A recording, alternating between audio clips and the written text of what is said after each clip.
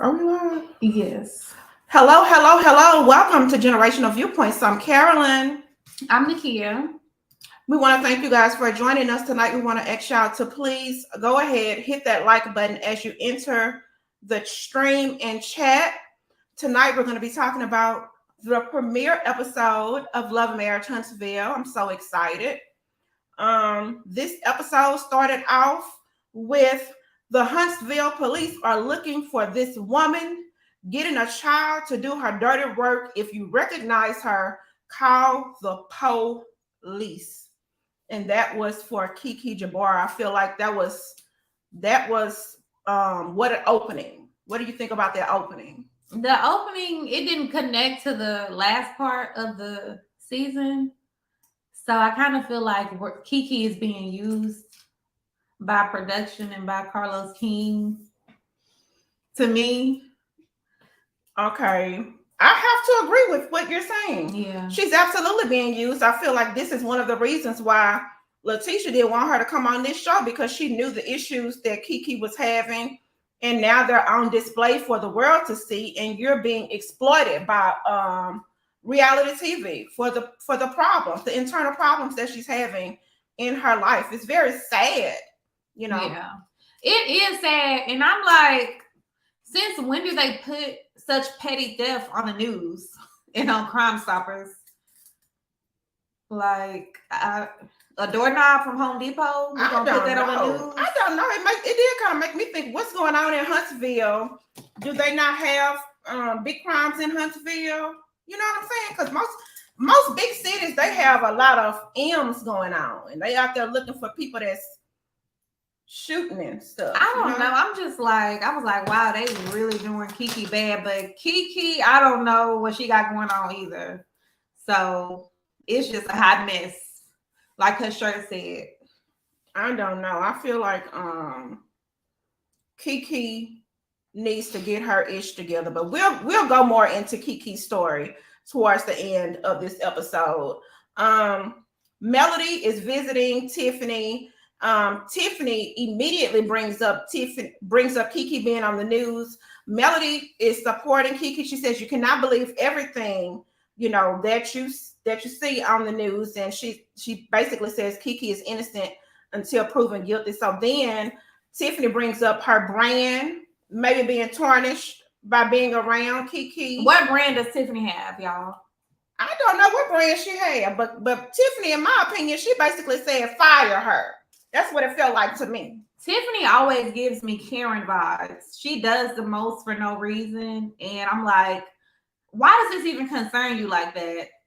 I think Tiffany, from what the streets were saying, was the one who brought this up to the blogs. So she's the one who allegedly blew all of this up from what Keke said, allegedly. Well, it seems as if Keke and Tiffany were in some competition of who was going to stay on the show or who was going to, something to that nature. And I don't know.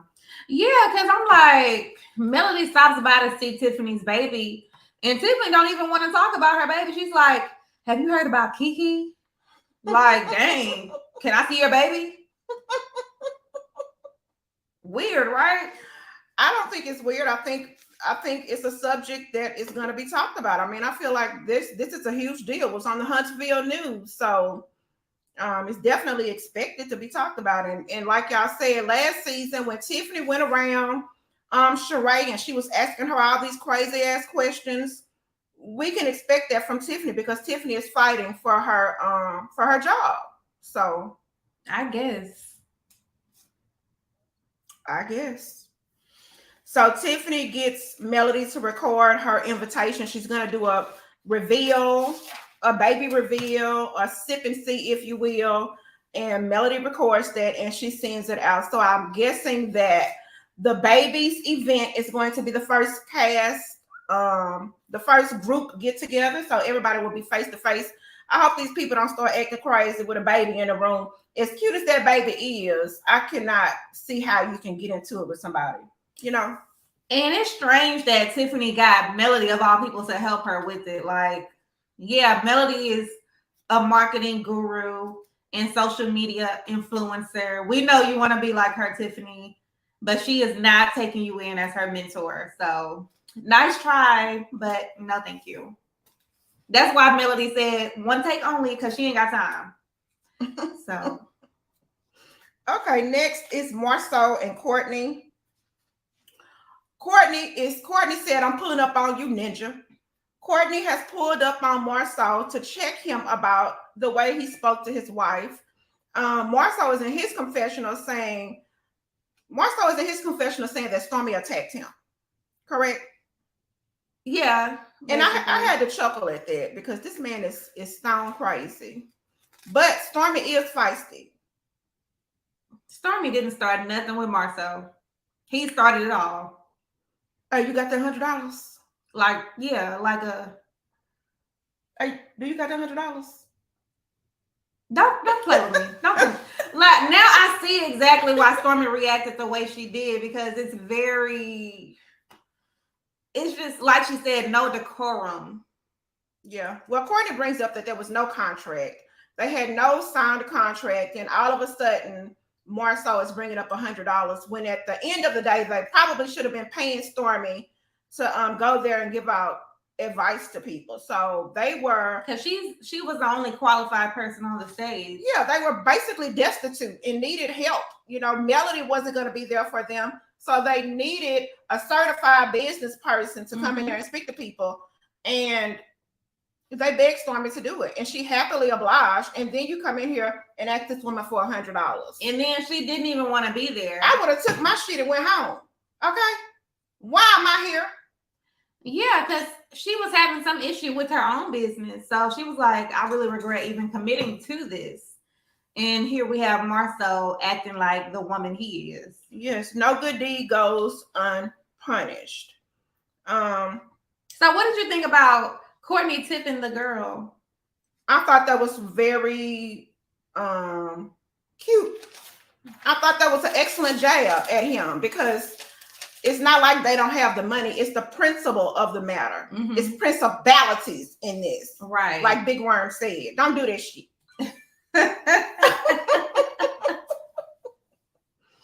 You have anything to add? No, I just, I like how Courtney approached it, but next time he's going to have to come a little harder, because Marsau, he got a lot of nerve and a lot of audacity. You can't really approach him man to man and have a conversation with him, because he's going to try you. He's going to keep trying you. Absolutely. And you could actually see, you could look at Marsau in this scene and his eyes were dancing in his head, thinking of what to say next to this man to try to one up whatever Courtney was doing. So I absolutely agree with you. Marsau is not the type of person that you're gonna you can't take a light swing at him. You gotta knock them out. You gotta knock them out cold. You can't play with them. The next people we're talking about is LaTisha and Kimmie. Kimmie has showed up to LaTisha's new apartment. LaTisha says there's no timeline for Scott Manor, which I think we already know there, right? We already know there's no timeline for this, because it's insanity. This whole scene is giving me Nene Leaks. This is where you live, honey? Not a white refrigerator, and y'all are millionaires. The refrigerator wasn't. No, I'm just quoting Nene. Oh, okay. But yeah, it was really giving me like, wow, y'all live in an apartment and y'all millionaires and don't know the timeline of when your house gonna be done, and you got how many kids? So I'm like, wow, they really did need that $100. So LaTisha is pissed. LaTisha is pissed with Tiffany and Stormy. LaTisha says she doesn't even know what Tiffany does for a living. She doesn't know this lady's occupation. So she's not a part of a comeback group, and she doesn't understand why Tiffany would want a speaking part on it. Well, why would you let Hey Sean, thank you so much. We really do appreciate it. Stormy is not a part of the comeback group. No, so, she's not. So I don't understand what was the difference between. I guess she thinks she knows Stormy's business. So I guess that was the issue. But she was pissed off at both of them. Right. I'm just kind of like with Kimmie and LaTisha both saying we don't even know what Tiffany does. Kimmie, you might want to be quiet because what does your husband do, boo? So Kimmie had a nerve to say you can give me $1,000 and I still wouldn't know what she does. But what does your husband do? Wait, Kimmie said that? Kimmie said that. I thought LaTisha said that. LaTisha said it, and Kimmie agreed and said the part with $1,000. And I was like, really, Kimmie, you really want to get? You want to get? Like this crazy. Why they don't know what this lady do? I don't know. I don't know what the hell she do either. I know she work in a big building with a big ass office. That's all I know. I don't know what she do either. Well, they need to stop playing with her. Because on the last episode, she clearly had more knowledge than your husband, LaTisha, because your husband was stuttering on that stage about, remember? I forgot what it was, and Tiffany was like, oh, well, I know. So maybe y'all husband needs to be getting with Tiffany to learn something while y'all talking about y'all don't know what she does. Wow. I can't believe Kia taking up for Tiffany. It's a new day and age in Love and Marriage Huntsville. No, I'm not taking up for Tiffany. I'm just saying what it is. Because I don't even really like Tiffany like that. Yeah. LaTisha insinuates that Keke, well, they start talking about Keke, and LaTisha says people have told her that what Keke was doing, she may have been doing it for a rug dealer. Like if you get some rugs from the rug dealer, then you gotta go to the store and steal stuff for them. That's what she said. They need to stop talking about other people and really basically, like, you know how the others approach it, they was like, well, we don't know if it's true or not. But LaTisha and Kimmie was kind of like, yeah, it's true. Basically, not trying to give her the benefit of the doubt. And I'm like, you need to speak delicately when you're talking about this type of allegation. Speak delicately? Yeah. Well, especially when you're the closest person to her. You talking about Keke? I mean, you talking about LaTisha? Mm-hmm. And Kimmie. Well, the thing is, Kia, they've been down this road with this woman for years, you know? And Keke has took them through hell and high water already with this. So that's why they are, you know, a lot of times people come to a point when you're dealing with somebody that's addicted to substances. Sometimes people have an intervention and then they just plan your funeral inside of their head because they know eventually they may get a phone call. You know, they feel like it's no hope left and they don't know what to do. So I feel like sometimes that's why people just get to the end of the rope with this type of stuff. So that may be where LaTisha is with it. Miss Wanda was on live. Lord have mercy. I don't know what's going on with all this crazy stuff that's going on, but I know I was watching Wanda's live last night and she said that LaTisha and Marsau took Keke to rehabilitation and paid for it, not once, but twice. You know? Wow. Yeah, so LaTisha has a different situation with Keke when it comes to this. Okay. Well, that's understandable. Anything else to add? But how do you feel about LaTisha talking about she's done with all of these girls and she don't know if she's gonna attend Tiffany's baby event? Are you quitting the show? Right. Because how is that gonna happen? Like, first of all, LaTisha, who do you think you are?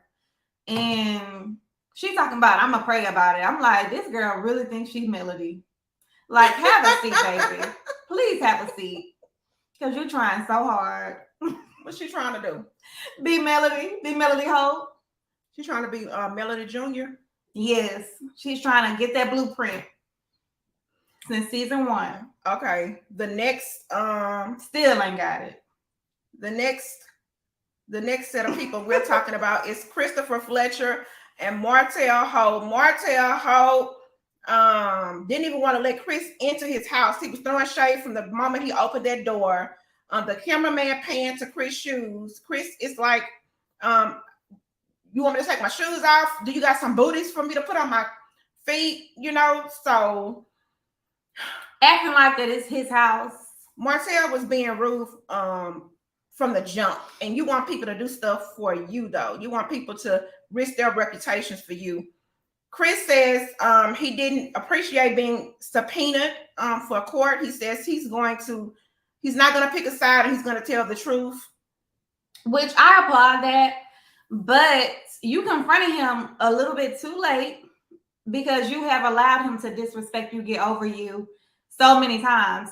He's enabled Martell so many times because you don't put your foot down with him. So Martell thinks he can continuously run over you. And that's what he's doing. You feel like he has continuously? Absolutely. Absolutely. Since the 47 acres. Like, he should have got checked way back then. Like, tell him straight up, we're done. I'm not doing business with you because of A, B, C, D. You know? So, yeah. Okay. So Chris says Martell has to move out. He said he basically told him 8 months ago when the house was going up for sale, you got to move out. Martell, he said Martell wants to be treated special because he's Martell. Then he gave him 30 days to get out, and they are on day like 46, and Martell ain't made a damn move. And Martell says that the people cannot kick him out.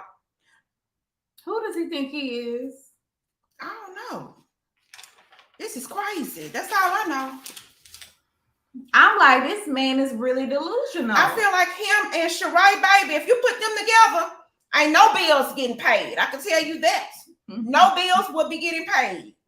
You would have to be a fool to let him come walk into your house.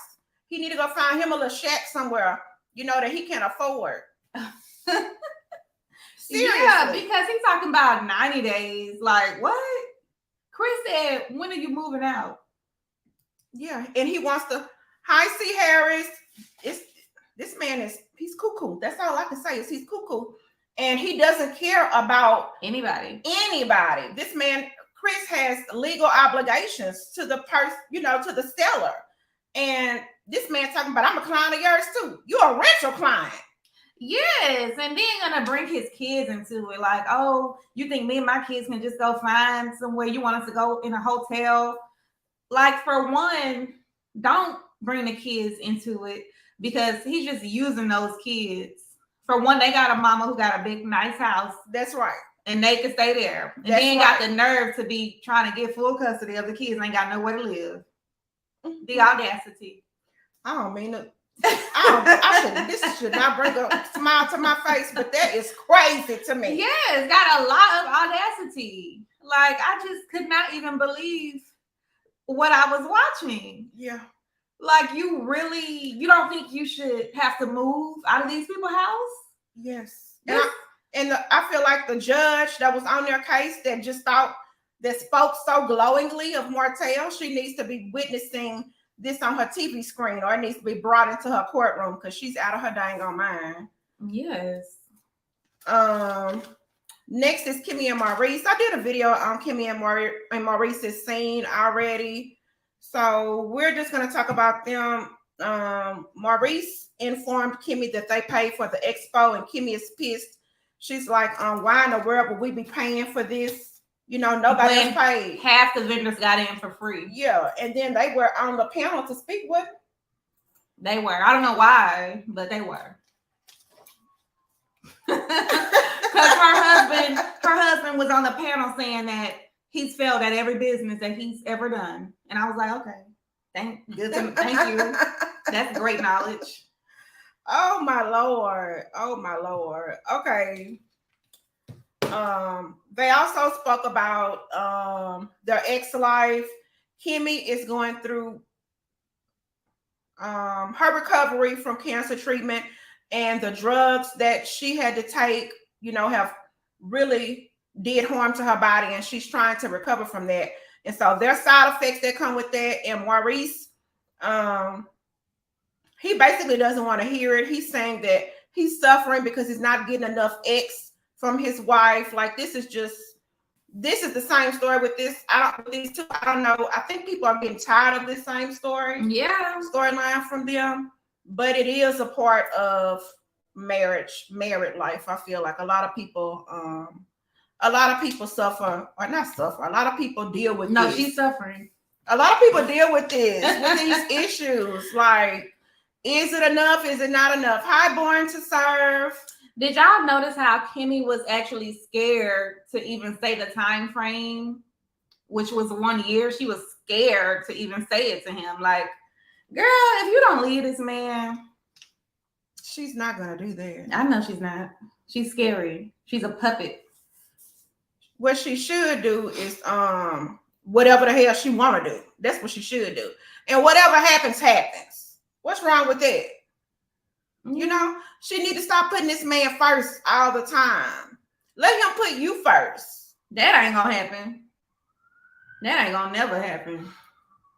Okay, they make me mad. So we're gonna move on. Stormy and Courtney, they discussed LaTisha and Marsau. She's telling her husband how LaTisha tried to check her, and LaTisha was saying she didn't like the way she was speaking to Marsau. But I feel like Stormy really went left with that. Like she didn't have to, she didn't have to respond to LaTisha the way that she responded, because I feel like LaTisha didn't come at her wrong, but she still got mad about it.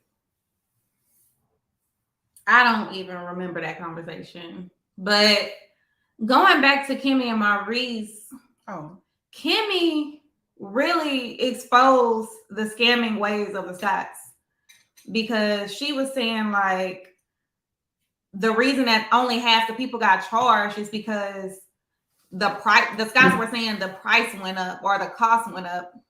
And I don't even understand that. I'm about to turn this fan on. Excuse me just a minute. It's right here. It's so hot. And Kimmie was saying, well, what cost went up? Was it the food? We didn't have food, so it can't be the food. Was it the building price? No, it can't be that, because that's already paid for. Nothing has changed. So what exactly went up for y'all to now all of a sudden be charging people $100 and only charging half of the people? Anyway, I would be mad too if half of the people got it in free, but y'all want to charge me. So yeah. I would have told him just like Stormy told him, you're not about to get a penny from me. Right. Not today and not tomorrow. Right. We should have had a contract if that was the case. Mm-hmm. And Marsau talking about it was on the World Wide Web. What the hell are you even talking about? Right. Like Kimmie really exposed him on that, and you could tell Maurice wasn't trying to talk about him bad, but yeah. I'm glad she did. And he said, I paid it. Mm-hmm. You are foolish. I'm glad she brought that to light. Okay, so Melody pulled up on Keke. Oh, Lord Jesus.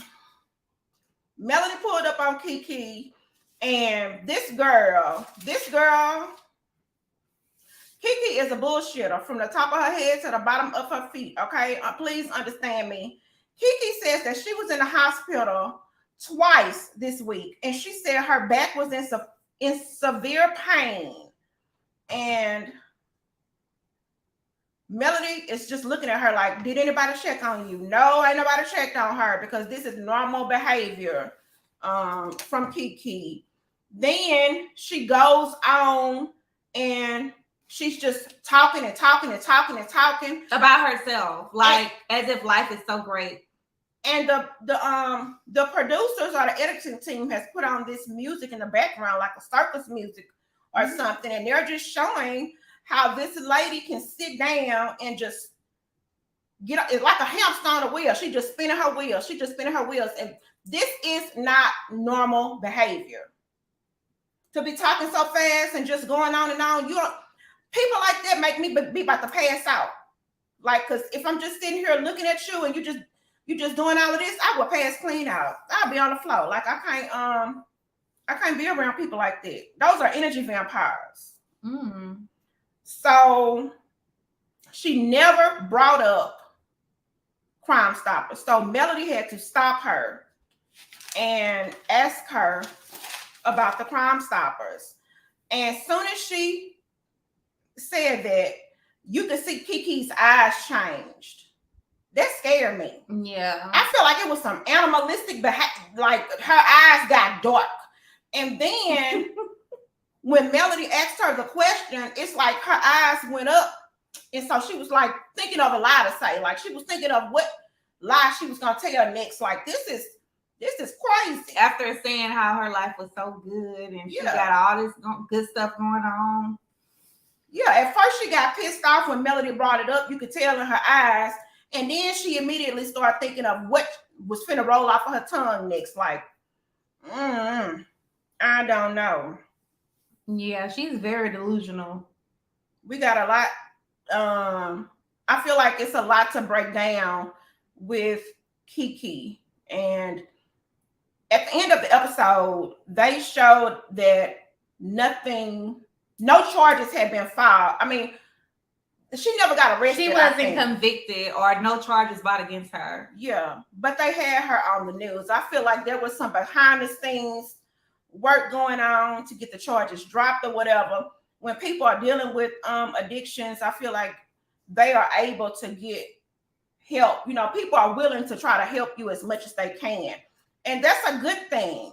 But people need to take responsibility for their actions, and they need to grow from these type of things. Otherwise, you just setting them up to do it again, you know, if they're not healed.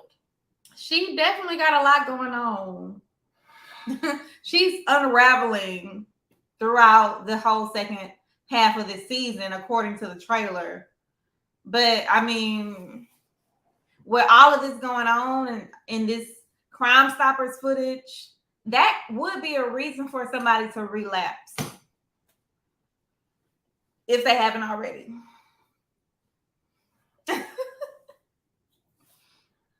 Okay. You don't agree?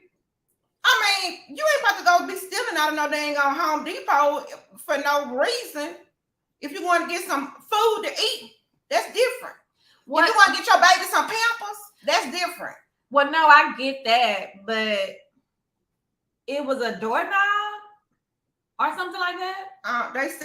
They said Keke had some stuff, and then she had the baby girl with some stuff. And they say when she saw the people that seen her with the stuff, she put her stuff back, but told the baby to keep her stuff and ran out the store. Yeah, it's really odd to be stealing out of Home Depot. It's just really, it's hard for me to wrap my mind around it. Like, what could you possibly be stealing from Home Depot? Do you guys in the stream? It's 7 people in here. I hope everyone has already hit the like button. If you guys have anything left to add, please state it now or forever hold your peace. I'm very excited that our show is back on. It's been a bore. Real Housewives of Atlanta has sucked. Shari and her man, both broke. Both don't want to pay their bills. This man finna be on the verge of being homeless. Both in the news for terrible things, so. Can't pay the birthday bill. Can't pay the house. Can't pay the birthday bill. Remember her birthday dinner? They were saying that he didn't pay. Oh, well, Shari, if he ain't got nowhere to stay, you know he ain't about to pay for no birthday dinner, baby. That $1,500 bill, that was rent money right there. Okay. Ooh. I know Melody is at home just laughing so hard. I know I would be. I know what I would be doing, trying to get my full custody of my children from his ass. That's what I would be doing. Because he ain't shit. Well, I guess that'll wrap us up since nobody has any final thoughts. We thank you guys for watching. Please like, comment, consider subscribing to the channels, and we will see y'all on the next one. Bye.